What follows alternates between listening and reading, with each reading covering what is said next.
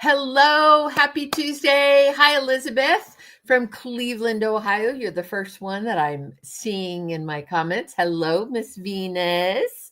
Good to see you. It is Tuesday, May 20th, and I'm excited to be here. Hi, Jan, Huntsville, Alabama. Oh, yeah, I was just talking to Diego. He was saying that they tornado sirens around them. They're in the Nashville area, outside of Nashville, and they were having sirens going off and big old hail. So, Jan, I hope you're doing okay. Adam, hi, Adam. Good to see you. Still hope I can get coaching with you. Really need some help. Adam, so the 1 hour slots sold out for the 2 months, but the 30-minute slots are still available. Just so you guys know, there are 30-minute slots that I understand are still available. So the notice that Diego put out that we were sold out meant just the 1 hour slots, but the 30-minute slots are available, and we can do a lot in 30 minutes. And then just keep in mind, we're just choosing to do a shorter window at a time, and then we will open up after that, after these couple of months, end of July. AnthemCollective.com/coaching. You can find 30-minute slots, and then again, we'll open up at the end of July. We'll open up the following couple of months. So, yeah. So I'm excited, Adam, if you can, oh, Monas, thank you. If you can get in there and get booked, I'd be excited to spend time with you and work with you. So, Renee, hello from Tennessee. So you're probably getting a little bit of that crazy weather. Hi, Valerie. I had the joy of working with her kids, a few of her kids this morning, and we had a great session. Very, very talented. A lot of kids to manage there, as far as all of them so far, all of them showing interest in the acting journey. So you got your hands full, Valerie. Let's see. Hi, Allie from Coeur d'Alene. And oh, I just saw Jan Bush. I just saw you just wrote Jan. I realized in your first one that you had your name wrong, but I knew who you were. So it's all good. Good to see you guys. Let's see. Katie, great to see you. Oh, Charles. Charles is in rehearsals for a show that he's doing, and I didn't think we were going to see him tonight, but rehearsal got canceled. So glad you're here, Charles. Got to spend some time with him as well. So Tuesday, the Tuesday before Memorial Day, which it's hard to believe that's happening so quickly. It's just going by so fast. Trying to, soak in each day and not get too forward thinking. Do you guys have, how do you handle that balance of thinking ahead, being forward thinking, planning, so that you are, it's like goals, right? Goal setting and having projects and things that you want to work on and that you want to spend time with, but you also need to stop and be present for today, for what's happening here and now. I think since I've gotten married, that's a little more, I'm a little more mindful of that, because when it was just me, I probably didn't think about being in the moment quite as much. And I thought a lot forward and projects and planning and strategizing. And now, I need to stop and appreciate my husband beside me and the time that we have together, and making that an important piece, as well as the planning and the strategizing. I don't know how you all handle it, but I'm learning. I'm not great at it, but I'm learning. It's Benverly. Diego has coined us. My husband's name is Ben, and I'm Bev, of course. So he has dubbed us Benverly. So that is our combined name, Benverly.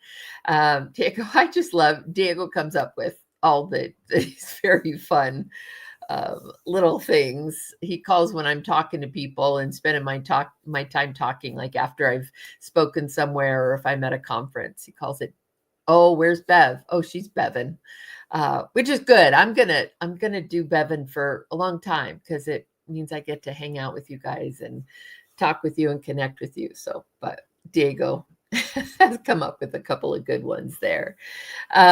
So I need to put that Bevan. There you go. So I got to thinking today about one of the things on audition tapes and self tapes. I got to talk to a few people today in my coaching, and self tapes are here to stay. I don't honestly think we're ever going back to in-person auditions as the primary form of audition. I could be wrong. Maybe that'll shift, but I really think for a lot of different reasons, self-tapes are the way we're going to continue to, at least for first rounds, the way we're going to continue to do auditioning. It ends up being very convenient for a lot of people. Now, the exception, I think I've said this before, the exception could be like studio shows or studio TV, especially because they're moving at such a pace. They're casting every week for multiple, one episode at a time. Then there's just one episode after another. And they have to have people who are right there within the studio zone or in driving distance because they film on the lots. Most of those TV shows, they film on the lots. So that in person makes a little more sense.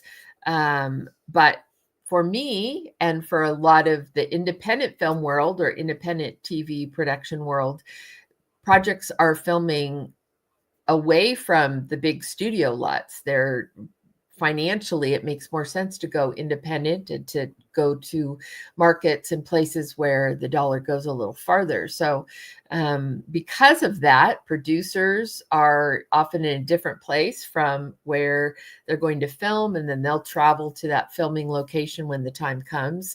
So most of the time I'm in one spot, the producers, directors are in one spot. Sometimes they're in two or three different spots, and then where they're filming is yet another place. So self-tapes are here to stay. And if you asked me what I thought was the single biggest mistake, that's probably the wrong way to say it.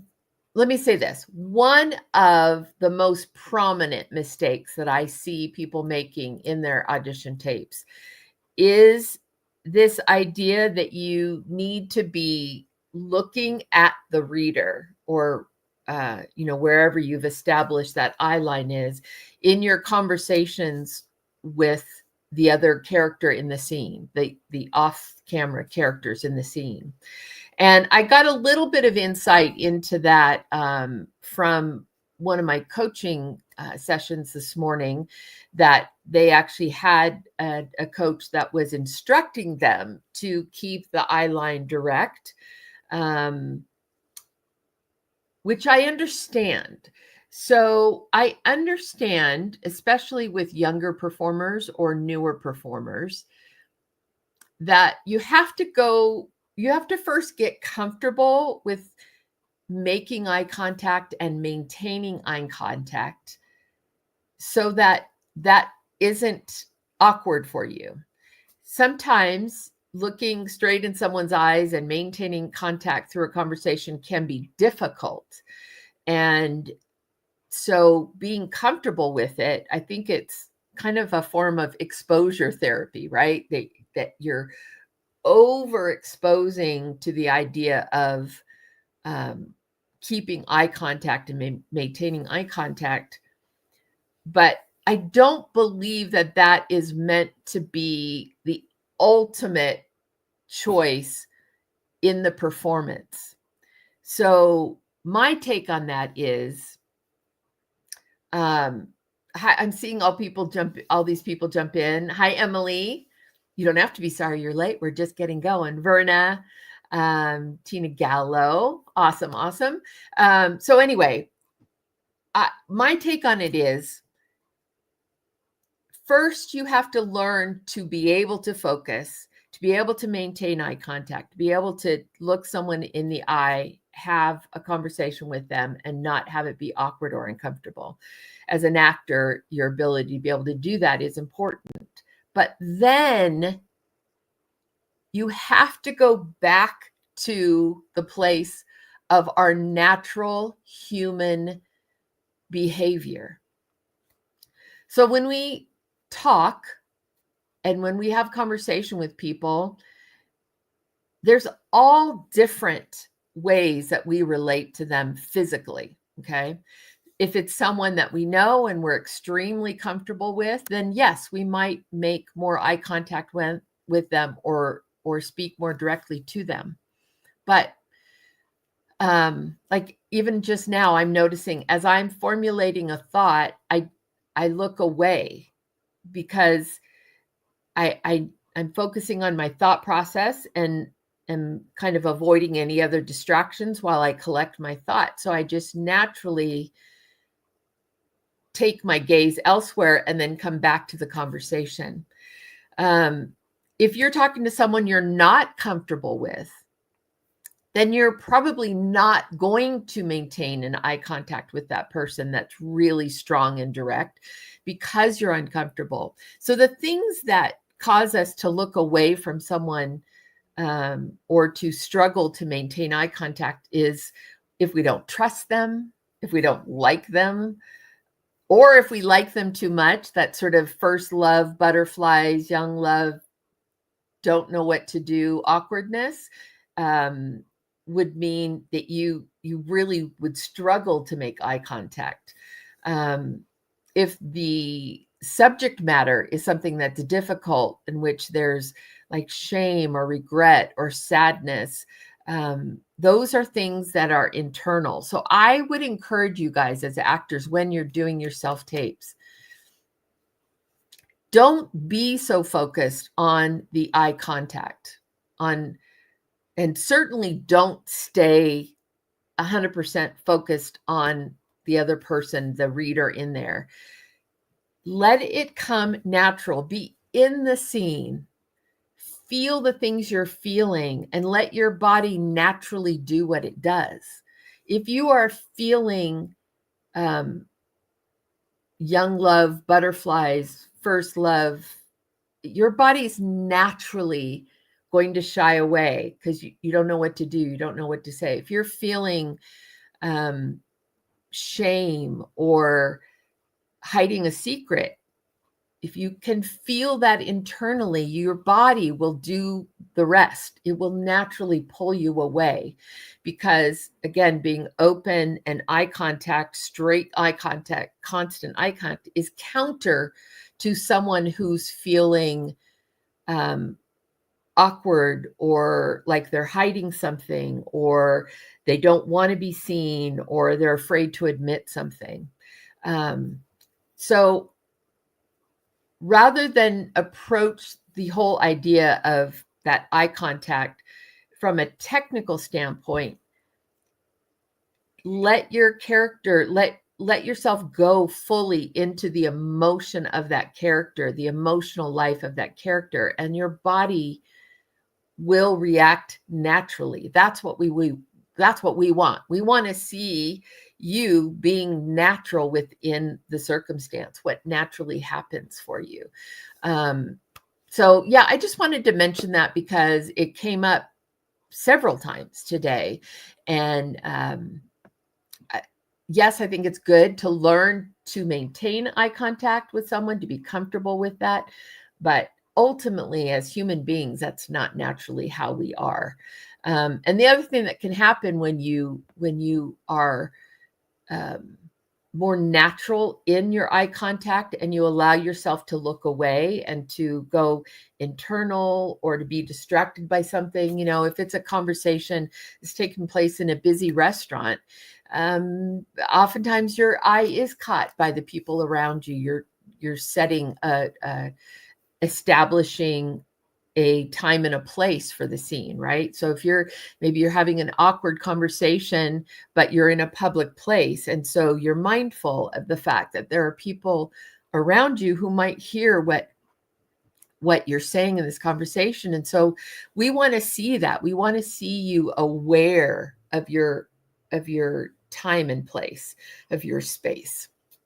And the physicality of that is the best way for you to be able to communicate that to us. So, okay, I see some questions coming up, so I'm going to get over to those. So, Ivy, do you recommend getting headshots indoors or outdoors? I don't have a recommendation either way. If you go outdoors, you just need to make sure that you have a photographer that understands how to use that and how to do that well, so that your eyes are still lit the way they need to be lit. You need to make sure we have that light in your eyes and that your face is highlighted and that this is really, really got the life in them.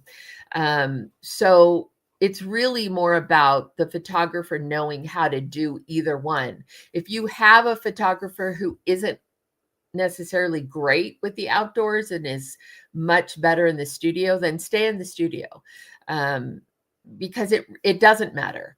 Now, I do think outdoors, you can bring some texture and some context to a scene. So if you're going to do a headshot and you're like wearing a jean jacket or, something that's maybe a little frayed on the edges, and you're giving this sense of either country or blue collar or someone who's just down to earth, not caught up in, being perfectly coiffed and all of that, then outdoors can be nice because that goes with that same sort of textural feel. But again, excuse me, it's all about the photographer knowing how to light and shoot so that you don't lose the sparkle, the light, the life in your eyes. That's most important. So that's what I would say. I don't have a specific recommendation other than go to the photographer's strengths. Let me grab a drink of my coffee. Okay, let's see. Charles, be natural, be able to reflect and let conversations sink in. Yep, it's so true. And I said this to one of the people I was coaching with. I don't remember specifically which one, but it was this morning, one of Valerie Kite's kids. When we ask you to do a scene again, we actually don't want you to do it exactly the same. We don't want it to feel organic. Every take should be unique, even just subtly. And I don't mean you change up big things. When you're taping and you're working on a project, consistency is important, but you want consistency without becoming robotic. Okay. If you always on this line, you are always going to say, and now I can see it more clearly. You know what I mean? Every take, if you do that, and now I can see it more clearly, that feels very, very robotic. Every take can be a little different. You still have the glasses. You still hold them in your right hand because the script supervisor will go crazy if all of a sudden they show up in your left hand. So there are technical things that you need to be aware of, especially when you're actually working the job. But they don't have to be take it off, turn your head, say the line.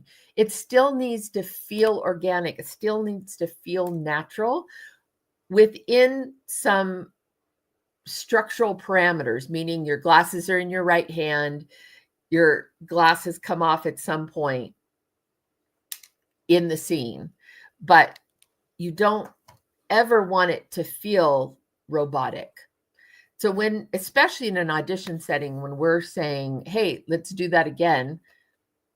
Yes, we want the broad strokes to be consistent, but every take is going to be a little different because every take emotionally something will resonate differently with you or hit you differently, and so it will affect your performance, and that's a good thing. Especially in the audition setting, we want to see what you can do. We want to see you like stretching and experiencing in the moment, as opposed to just being robotic, take after take. Chase, hi Chase, how are you? Slates, play with them when you can, add humor on subject, or just fact finding, keep it straight. Slate in the essence of your character or day-to-day self-tape. I If it's appropriate to add some humor, I absolutely am all for it. Again, not if it feels like too contrived or too forced. Anything that feels overly planned or contrived takes away, it begins us on a step that feels false. So if you have a little line or a little quip or a little joke you want to throw in there that feels consistent with the scene or the character, or some sort of tie-in personally that you have, I think it works. It just needs to feel natural and organic. I was talking with Venus, Monique, earlier, and we were talking about, I know you're talking about, Chase, the slates that go before or after your audition tapes. She and I were talking about the slate shots that are that you can create within Actors Access, or breakdown services for your Actors Access profile. And she, on one of them, she mentioned, it happened to be one where she was wearing scrubs, and then her slate shot mentions that she's worked in the medical field, so she's comfortable with medical language and terminology, and that's very helpful. But yet it still felt natural. So it's information that was useful, but it still felt like I was seeing a piece of her. We talked a little bit about those slate shots needing, when I watch a slate shot or a slate. So, Chase, even to what you're asking, I am looking for a piece of you to get just a momentary sense of you, the person, and just a kind of a general sort of vibe. It's very quick, but I'm looking for authenticity, for realness, for a comfort level of you just being you, versus like a character in your slate.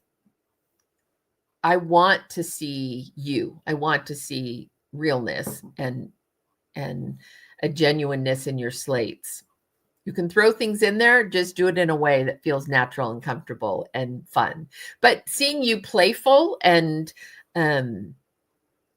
I think could be wonderful. So just as long as it feels natural and not overly rehearsed. Excuse me. All right, let's see. Tina, understand the relationship in the reality of the moment of the world you live in. Yes, I was thinking of you as I was saying those things. I was like, Tina will have the way to put it and summarize it, but that's exactly right. I said, we're hiring you to be a human, a living, breathing, three-dimensional human being within a set of imaginary circumstances.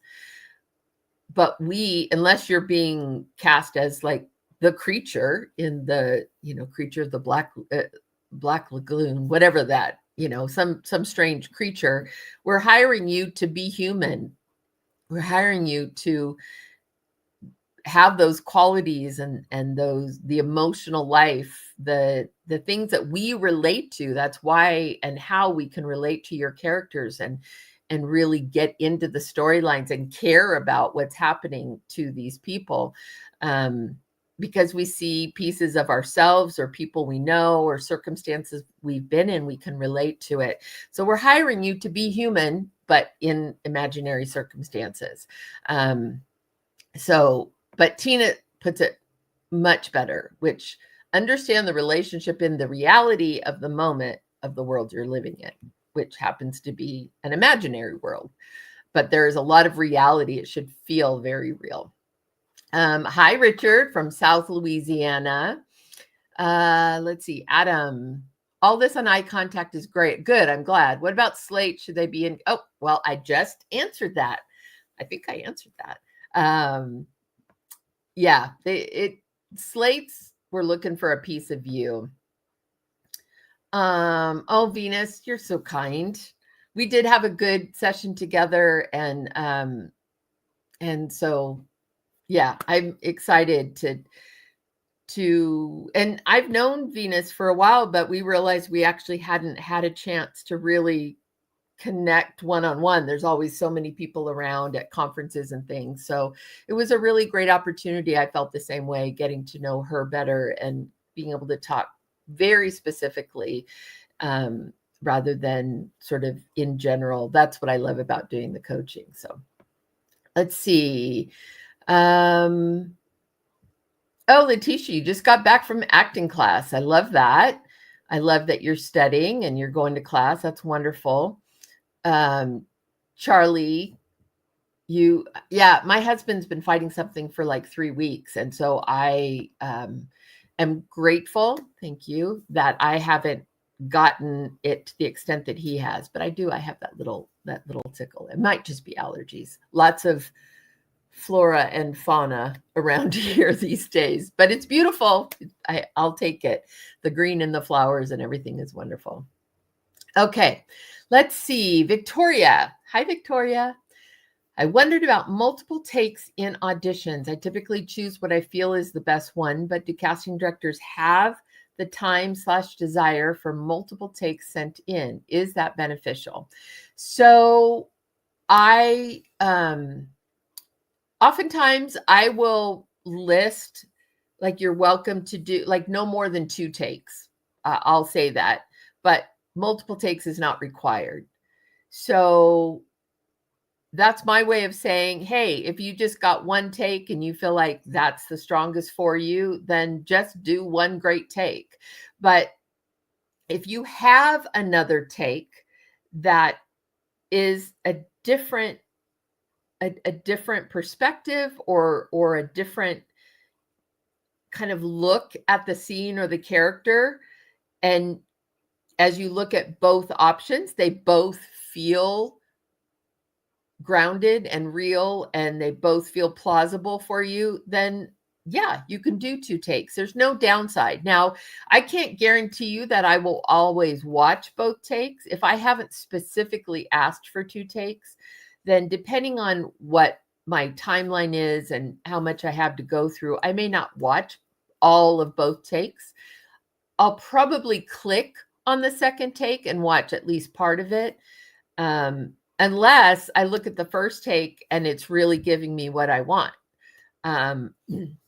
When there's 2 takes, so when I do my initial selects, that I'm pulling, so I've sent out audition requests. The auditions have come back. The self-tapes have come back. Now, my next step is to go through and pull the ones that I want the director and or producers to look at. And so oftentimes I will then, if they've submitted multiple takes, especially if it's multiple takes of every scene, I'll usually go in and hide some of those second takes, because I know for the directors and producers, that's often a lot for them to go through, especially in that first pass of people that they're looking at. But so more typically I will watch them, but I don't always pass all the takes onto the director and producers because I know how limited their time is. And I want them to see the very best, what I feel like is the best take. I want them to just see that rather than maybe get lost in a second take that I maybe feel isn't quite as strong.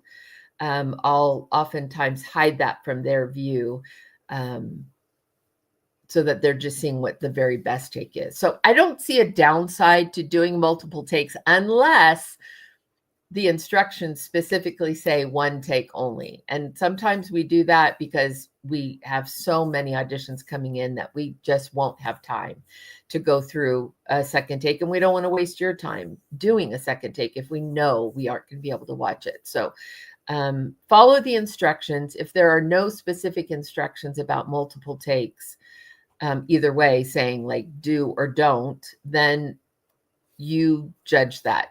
And you don't, if you do 2 takes on one scene, you don't have to do 2 takes on every scene. There may just be one scene that you have 2 different versions that you think are equally strong.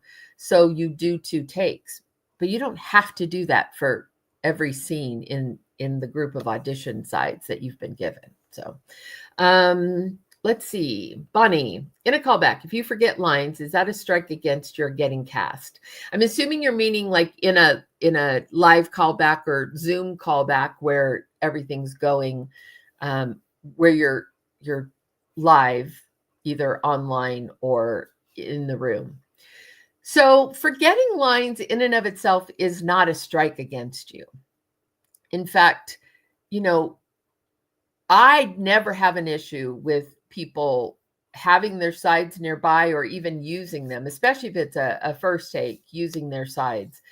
It may become problematic if we stop, we go back, and you continue to struggle with forgetting lines.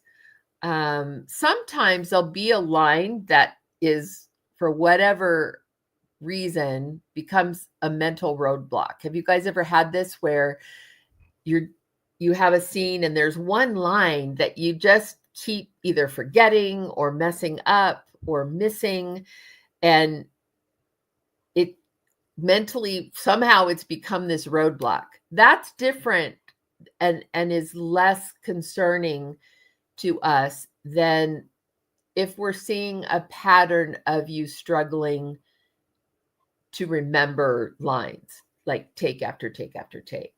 But just missing a line, forgetting a line in an audition is not a big deal at all. And it's even more impressive if it happens and you continue on and you don't let it get to you. You just mush on and are able to keep the scene going and stay in character and stay in the moment. Oftentimes if we're in a callback, we'll end the scene and the actor will say, "Oh my gosh, I forgot that one line." So it's like they know what they missed, but we didn't see it hang them up character-wise. What we don't want to see is all of a sudden we can see you come out of character and kind of go into your head about, "Oh, I just messed up a line. I missed that line. What do I do?" And you pull out of character and we lose you for a little bit. Just keep going with it. If you miss a line, but you stay in character, that it really isn't going to be a negative for you unless it's a pattern across all of the scenes that we're working with you, a consistent pattern, then that might give us some concern. Thank you, William. I probably will as soon as I go and take an allergy pill. Let's see. Oh, I miss you too, Tina. I'm excited for your intensive that you're going to be doing with Sherry and Lisa Zambetti, right? That's the casting director. It's Sherry Rigby and Lisa Zambetti, I think, are doing your intensive this year. I don't know if you have any spots still open, but you can post here if you do, and you want people to know. Oh, and speaking of Venus, you guys, many of you know Venus has this wonderful community that she's built, the Powerhouse Sisterhood Suite, and it's a small group purposely to encourage each other, challenge each other, just have community within this acting business. So it's fellow Christian actresses. But they're kind of just going through the process together, encouraging each other, challenging each other, helping each other. And it's been closed for a while because they were basically full with the amount of people. But she's opening it up for just a little window. She's opening up for any new Christian actresses that want to come and be a part of that community with them. I don't know the process she goes through as far as vetting that and any of those details, but you can. So Casey Morlett is saying the sisterhood is amazing, love it. So that's great. You can go to Venus's Facebook page. So Venus Monique, and I did have it pulled up. There it is. So Venus, Venus, Monique, Monique.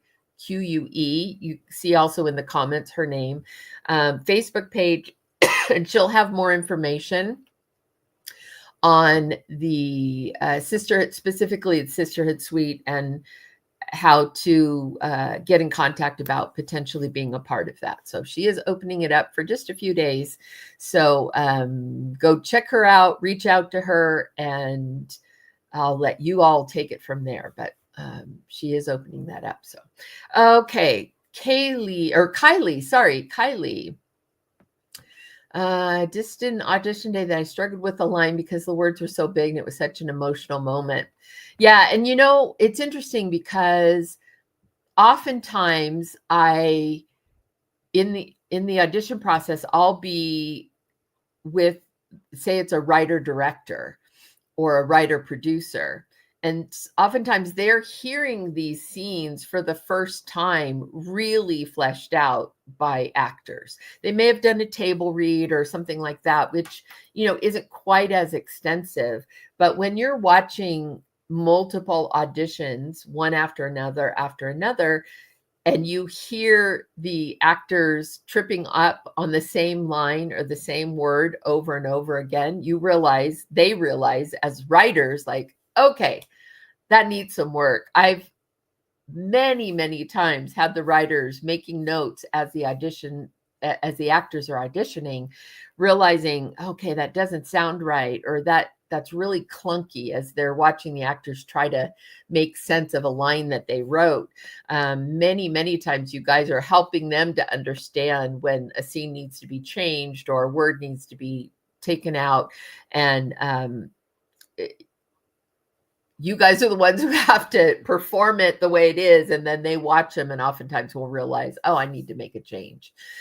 So I totally get that, Kylie. It's hard when there's something in there that just feels clunky or isn't coming out of your mouth right in the moment of the scene. So you just do your best. But chances are the writers, you won't have been the only one struggling with that, and they'll see a pattern, and then it typically will cause them to make changes to the script when they see that. Let's see, Jenny Lamb Weber. For reel or clips on Actors Access, how important is it to have work from actual films or TV shows as opposed to scenes that are written for you and filmed? Well, I mean, ideally, you would have clips from actual films and TV shows. If you have them, that's what we prefer. If they're good quality and you have something significant to show. So, for example, if you did a TV show and I use this analogy a lot, but if you were the waiter that came and said, "Can I get you some wine?" And that was your one line, but you're in that scene with the two stars of the TV series, yeah, put that in your reel because it shows that you did that scene opposite them. And I've explained before that anybody that even if it's one line but they're going to do that one line opposite our lead cast members or anyone who is a recognizable name, face, well-known actor, we vet those people even more carefully anytime they're going to be in scenes with our biggest talent. And so it says something when you're cast to do any scene opposite the leads of a TV show or a film. So I would use it, but if you don't have enough meat from actual films or TV shows, then the next best thing is just seeing your work. We want to see what you can do, how you look on camera, what are your acting chops. So the next best thing is to to create those scenes for yourself. So yeah, it's great if you can fill a reel with TV shows and films that you've done that are relevant, that aren't 20 years old.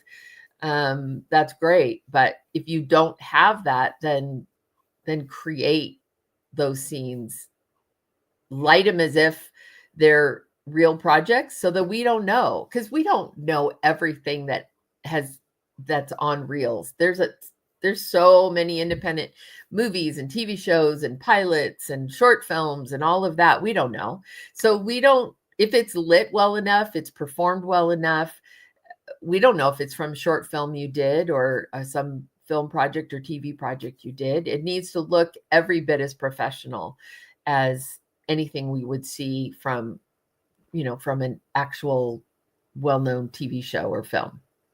So let's see. Angela says, count me in, Venus. Let's see. Oh, there you go. She put it up. Christian actresses building our careers with integrity. That's a nice way to put it. And she has the website there for you. And Tina has a few spots left. Yeah, casting director Lisa Zambetti and actress director producer Sherry Rigby. So let's see. And Tina also listed her website as well. So Dawn, if I have a problem with a word or a sentence, I will alter a little bit if needed. And yes, you can do that within reason. Yeah, as long as you're not changing the intention or changing too much. Yes, you can alter it to kind of fit your palette, fit your speaking the way you speak, make it more comfortable, more natural that way. Just be careful not to make too big a change. It can come across a little bit presumptive, or sometimes if it's a writer director and it's being changed too much, the writer, it can offend them. They can feel like it's a little arrogant of an actor to basically change their work. So, but others will say, that's okay. The words aren't, the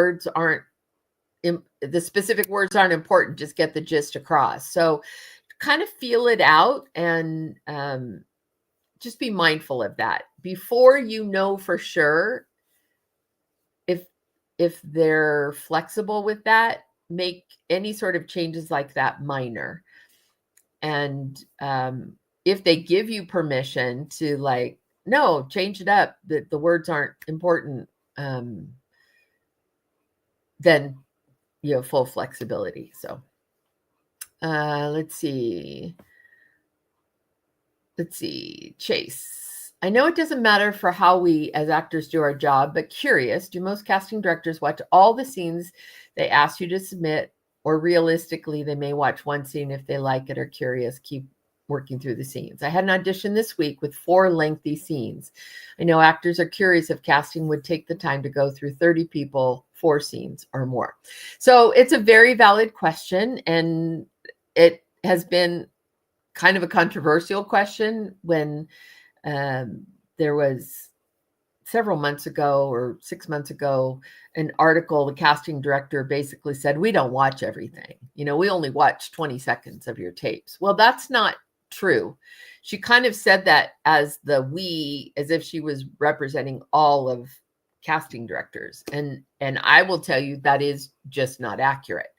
Now, oftentimes we will know within 20 or 30 seconds if you're potentially right for something or not.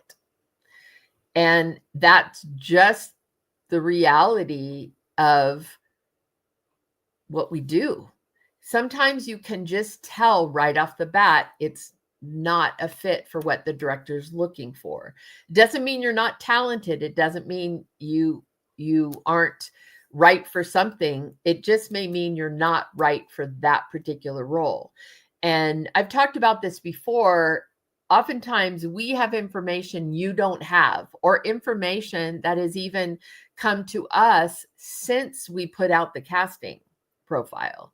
And I've used the example of we put out a casting profile and we say any ethnicity for this role, and we send out the audition requests and we're waiting to get them back. And in the meantime, one role gets cast with an African American. Well, that potentially changes the dynamic then of the other characters around them. And we just have to ask things like, okay, does this work for the best friend to also be African American? Should the best friend, does it matter? Does it not matter? What's our setting? What's our time frame? And these are none of these things that you know. It could be as simple as we cast the role and she's blonde. And that happened with A Week Away. So one of the characters who was pre-cast, Cozy Zulsdorf, is blonde, and she was staying blonde. And so she had long blonde hair. We ended up casting the girl that we felt was the strongest fit for the role opposite her, also happened to have long blonde hair. And that was a problem. So we asked that other actress to change her hair color, because you don't want to confuse the audience with two characters, similar age, both long blonde hair, so that the audience is saying, wait, which one is that? And where, you're looking at a long shot and they're walking together and you don't have a sense of who's who. So there's information like that, Chase, that sometimes you guys don't know, that changes how we're viewing your tapes. Maybe you were potentially right for something when we put out the casting call, made the tape request, but since then it's changed. You had no idea, but all of a sudden you're not right for it anymore. You're not the strongest fit for it anymore. Through nothing you did, all external things over which you had no control, but that does happen.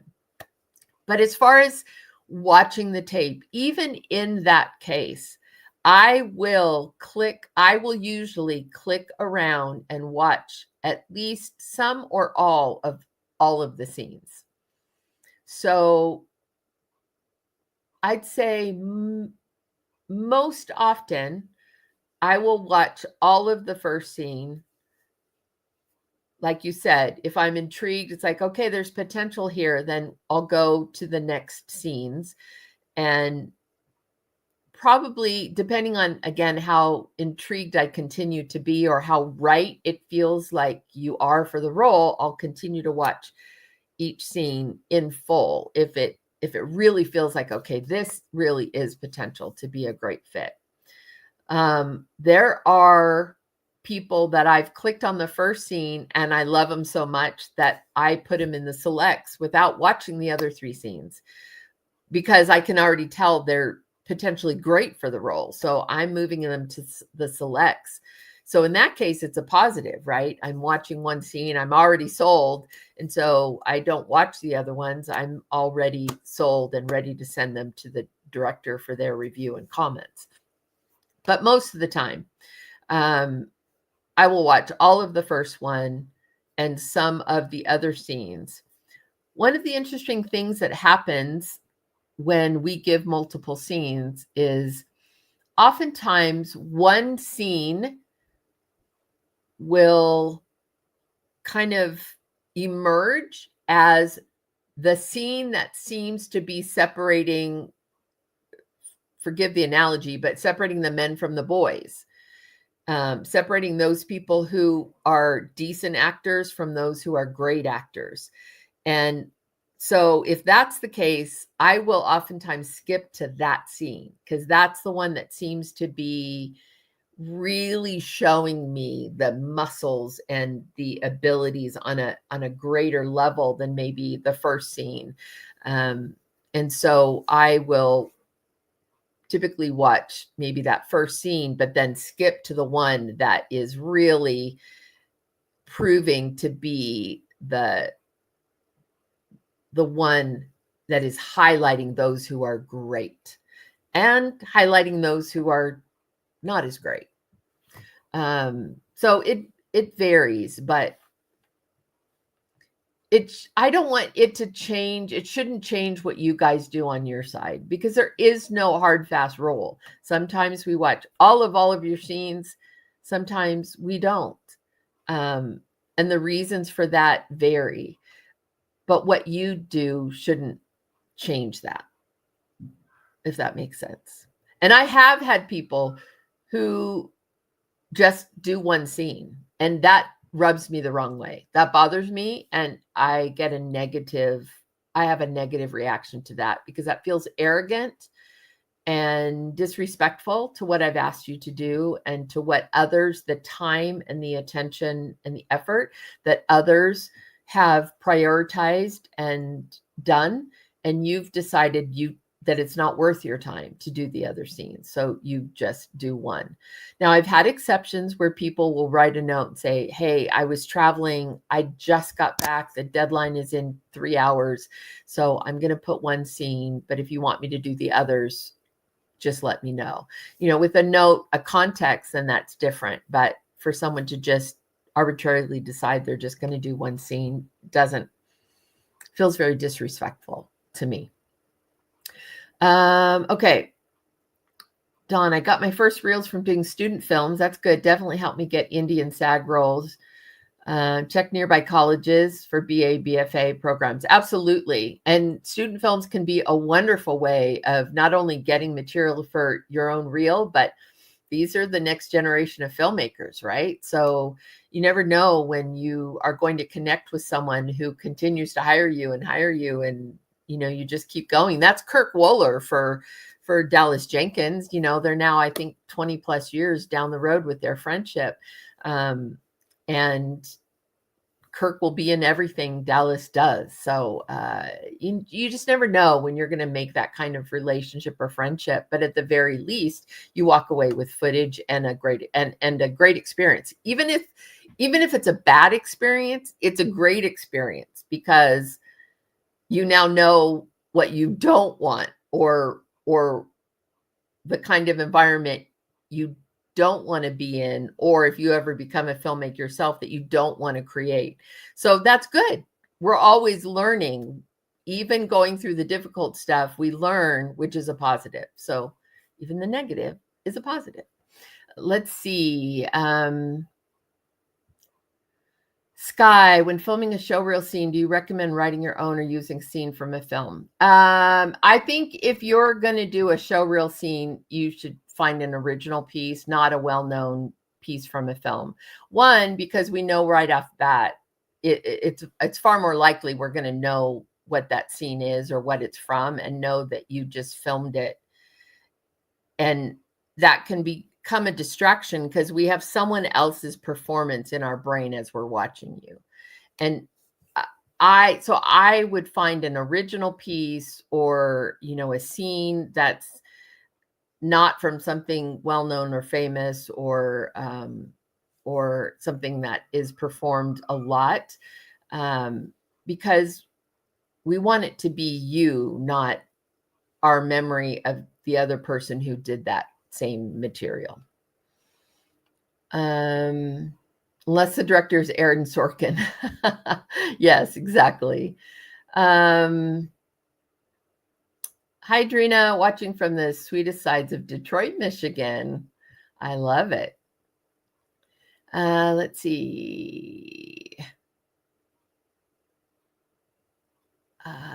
Yeah, I saw that video. Actors were in an uproar. Grace, I think you're talking about the video of the casting director who made that comment, and that she absolutely misrepresented, in that she said, oh, we only watched 10 seconds or 20 seconds, and it was the way in which she said it.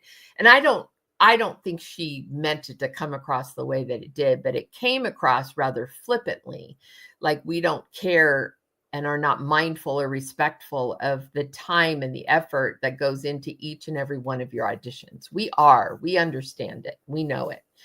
The reality is that there are times we can't watch the whole thing. But like I said, I will usually watch all or part of every scene I've given you.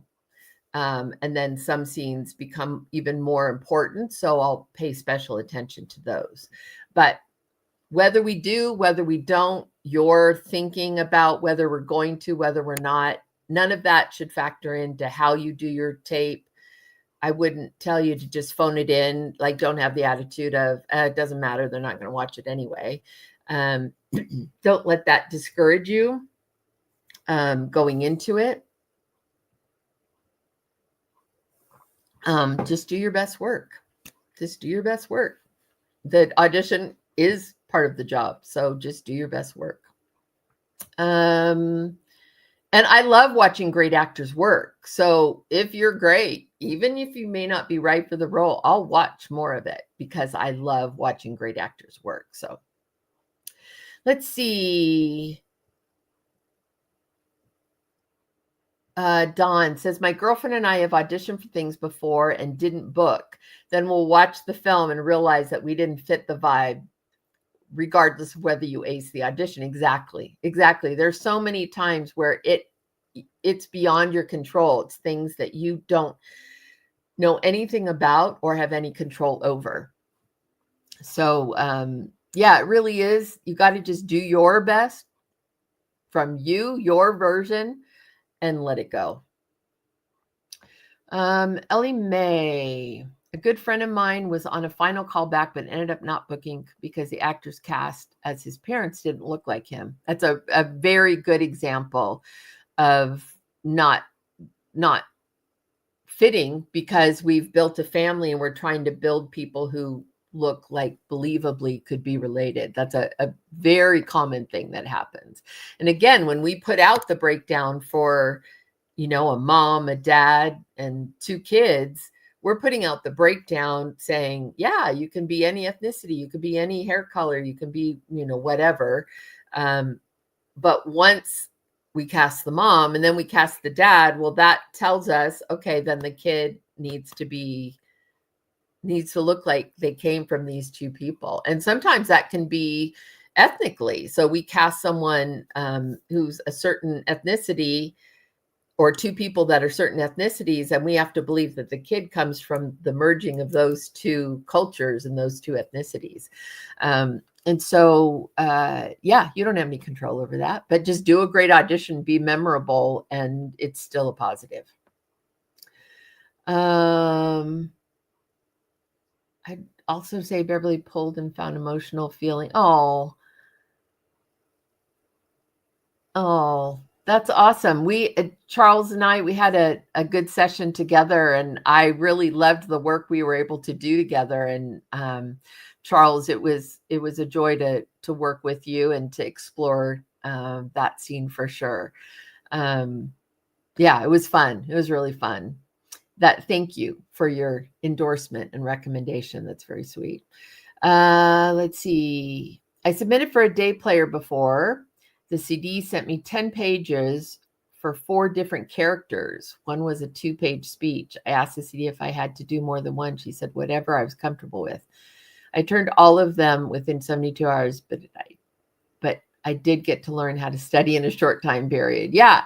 That's one of those things where you had a choice. First of all, I'm glad, Don, you're setting a great example in that you called the CD. So if you had a question, you called the CD to double check. When they say, if I did that, if I had sent you 4 different characters, it's because I legitimately think you could be right for them. So if you come back to me, turn them back in, that says a lot to me about not only you, your work ethic, your ability to hustle, your commitment to your career, to your work as an actor. It says so many things that have nothing to do with the actual audition, which are all very, very positive. And then, of course, the auditions in and of themselves, having that range to do several different characters. But if you really looked at all 4 of those and thought, this one I just don't connect to. just not feeling it, then that would be fair for you to say, I did these three. The fourth one, I just didn't feel as connected to or didn't feel like was a great fit for me. Then I would respect that. But the fact that you did all four, you tried them, obviously we're sending them to you because we see potential. So I say if someone is telling you, hey, I see potential for you in these four roles, then heck, I would do all four roles. Yeah, like you did, which is great. Katie. Hi, Katie. Good to see you. Embarrassed to say I'm still in a theatrical agent dry spell. Don't be embarrassed. Do not be embarrassed to say that. You are not alone. You are not the only one. There are the same thing, I think, when we talked, is still proving to be true, which is agencies are contracting are paring down their lists. They're not expanding them. And so right now it is a very difficult time to find representation. So you have absolutely nothing to be embarrassed about or ashamed of, and it's not a reflection of who you are as a performer. It's just the timing, right? Let's see. Sorry, my computer's wanting to, there we go. Can't help but feel like even though agents say they're open to non-local talent, they hesitate to sign this LA actress that moved back to the farm in Nebraska. Know any agent showcases specifically be open to non-local talent? I don't know of any right now. And it is difficult, Katie, because it'd be different if you had moved to a place that is near a major market. Probably less apprehension. But I don't know. You tell me what the closest major market is to you. But that is difficult. That is a challenge. And especially with unions and film incentives cracking down on verification of local hire. So when someone's local hire, they're now asking for verification to show that they are actually a Tennessee resident or Atlanta, Georgia resident, rather than just saying, hey, I'll work local hire. We had this conversation a couple weeks ago. If you want to hear more about the local hire conversation, you can go back in our archives from maybe 3 weeks ago. And I talked extensively about local hire, what that means. But if you're not near a place where they feel like they can get a good return on their investment, then they're going to struggle to choose you over someone who they feel like has more chances to book stuff. Because at the end of the day, that's how they make their money, is you booking.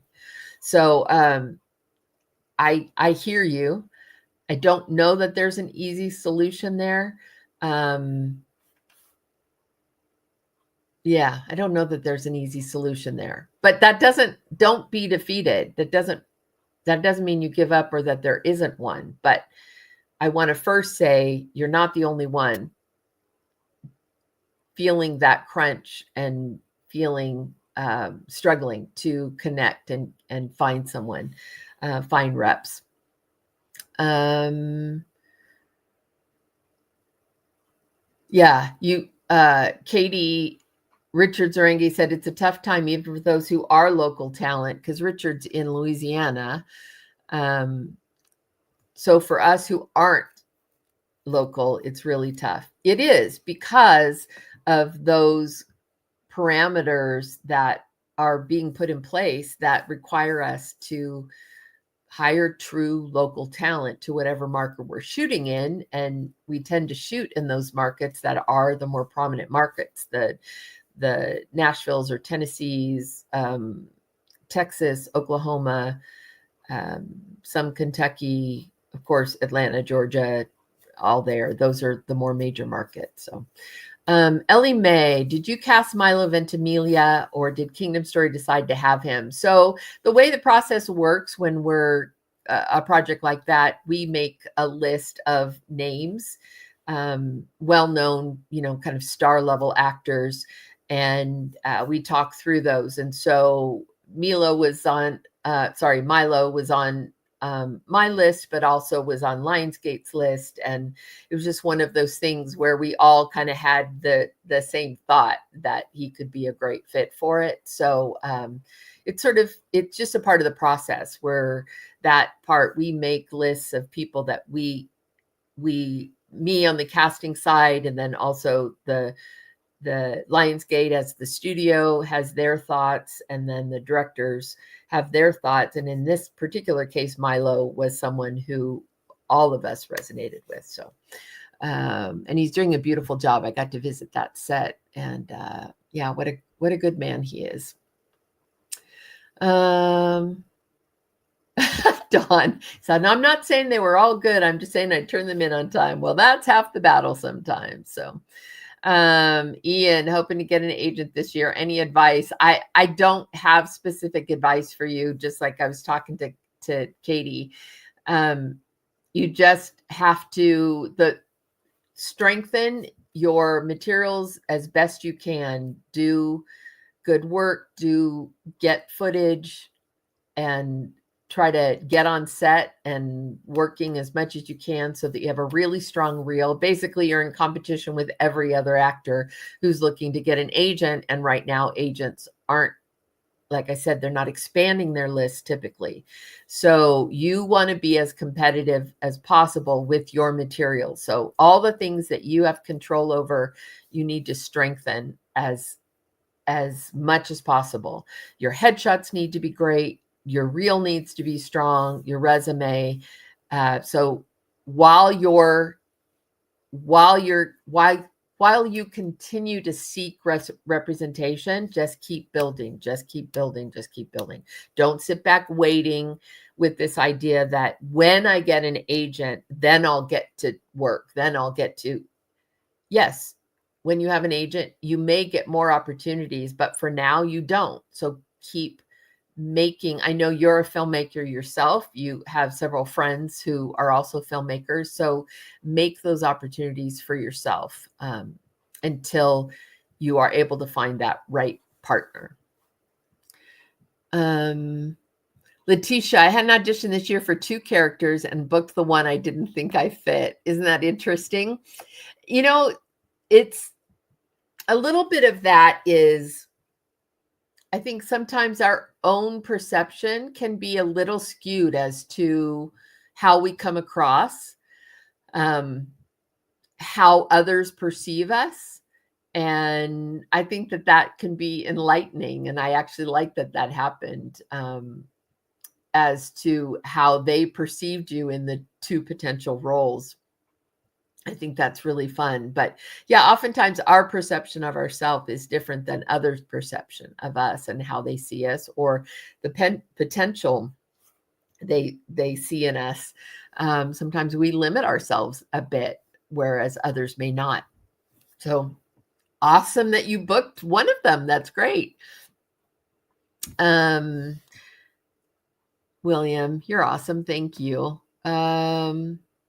And I find it very difficult in the Metro Detroit area to get a good agent that can help move things along, doing local community theater, but not getting any commercial or indie TV work. I hear you. I really do. And I wish there was a magic path, and there isn't. But I will say exposure, networking, doing good work consistently are the best things you can be doing. If you're doing community theater or professional theater, semi-professional theater, whatever, you never know who's going to come and see that. You never know who you're going to work with, who will then recommend you to their agent because they did a show with you and you were fantastic. I don't know if you probably heard the story that Austin Butler, who was Elvis in the movie Elvis, he had done a play on Broadway with Denzel Washington, and Denzel Washington was so impressed by him. So Austin was the first one there. He was always there early. He was absolutely ready, always ready to work, great attitude, excited for the work, loved learning from other people and soaking it all in. He was a sponge.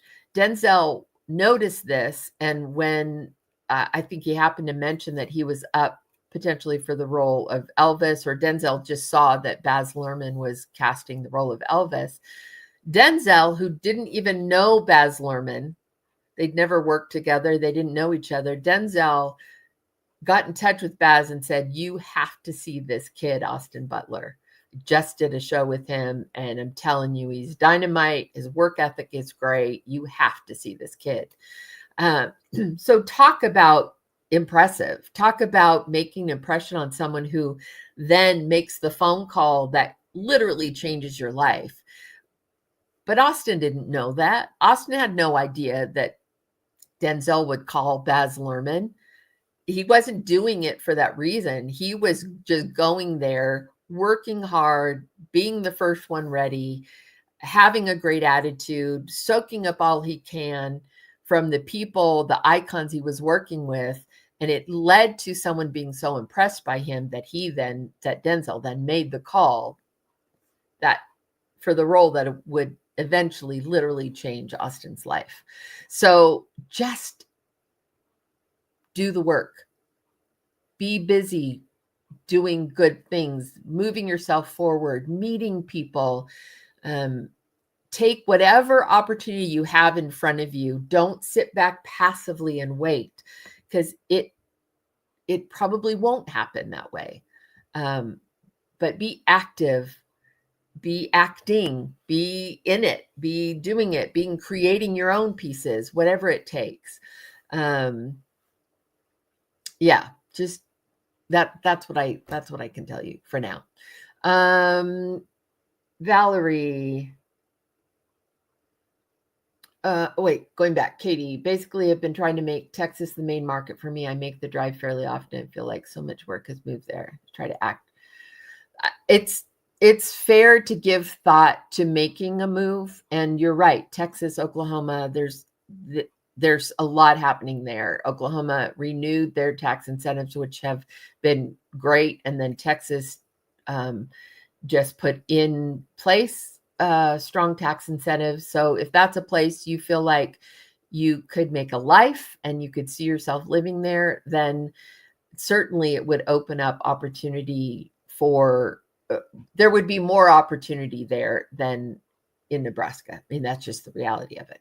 Valerie, question local hire. I know it's 60 miles, but what about if you're 62 miles or 66 miles, 60 miles to the city's edge to studio? If there's a question on a SAG project, we'll always just ask, we'll go back, but usually it's 60, 62, 66 is probably not going to be a big deal. Yeah,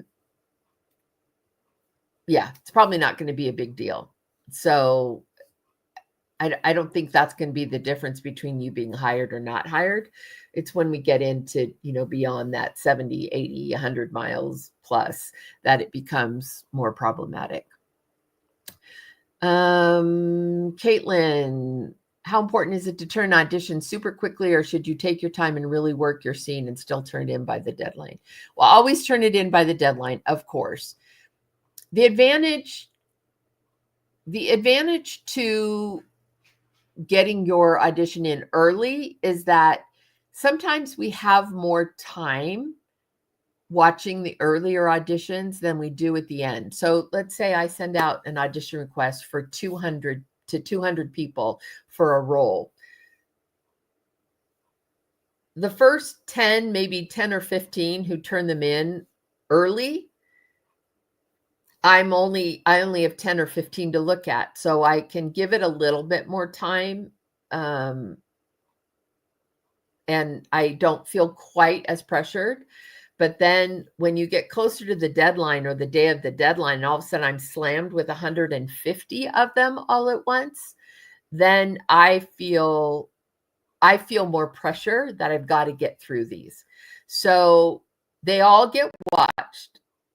So it's not a matter of I don't like, it'll get watched, but I have a little bit more time for those that come in earlier rather than later, but they all get watched. And if you're great, that's, the bottom line. I've had the first tape I watched be fantastic and ends up being at the top of the group even after I've gone through the rest of the 199. And then I've had the 189th one be the one that I just, am so impressed by. So, good work is good work, but I do have a little bit more time usually if you turn it in a little early.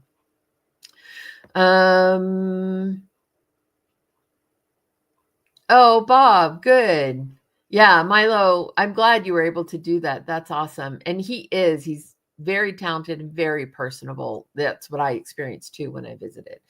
Okay, I am going to oh my gosh, I've been talking way too long. Okay, I'm going to, let me do Kevin Farnsworth. Been SAG here in LA for 33 years, working choreographer, dancer, actor, Stella Adler alum, moved back to the Cherokee side of my family in Bristol, Tennessee, Virginia. I think it's probably better from this conversation if I become local there in Tennessee, Asheville, Knoxville areas. Correct. Yes. Yeah, there are incentives in Tennessee that will probably mean there's going to be far more work there than, say, Virginia. I got to dance country dancing on Ben Affleck account to a Super Bowl. Oh, that's cool. That's very cool. Yeah, what you're talking about, I do think Tennessee is emerging even more as one of the stronger markets. Of the 4 films I did these last several months, 2 of them shot in the Nashville area. So 2 of the 4 shot in the Nashville area. 1 shot in Oklahoma, 1 shot in Atlanta, in and around Atlanta, and 2 shot in Nashville. So that's where I spent my time. Okay, I am going to sign up for tonight because I realize I've been talking a lot, but I just love you guys. You're so awesome. I'll look at some of these questions and try to cover them on future sessions. And yeah, I love spending time with you. See, I'm still reading comments, but I'm going to stop talking and go have some dinner with my husband. And I hope you guys have a wonderful night. I can't wait to get back together with you next Tuesday. And in the meantime, remember Tina Gallo's intensive she's doing in a few months, and Venus Monique opening up her Powerhouse Sisterhood suite. And other than that, that's all I got for you tonight. And I hope you have a great rest of your week. And remember, 30-minute spots for my one-on-one coaching are open. So the 1-hour spots is what sold out, but the 30-minute spots are still open. So go to the Anthem Collective .com/coaching. There you go. AnthemCollective.com/coaching. I look forward to working with you, and I look forward to seeing you next Tuesday. Okay. Love you guys. Bye. Okay, let's go.